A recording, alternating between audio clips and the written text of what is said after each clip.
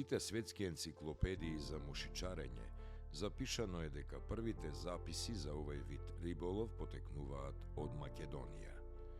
Првиот автентичен пишан текст за мушичарење и за првата мушичка се наоѓа запишан во делото De Natura Animalum, напишано од Клаудиус Аелианус, 170-230 година од нашата ера, римски патописец и учител роден во Палестрина во близина на Рим. Во своето дело за природата на животните, составено од 17 книги, тој за прв пат го опишува мушичарењето и првите рибарски мамци мушички на светот.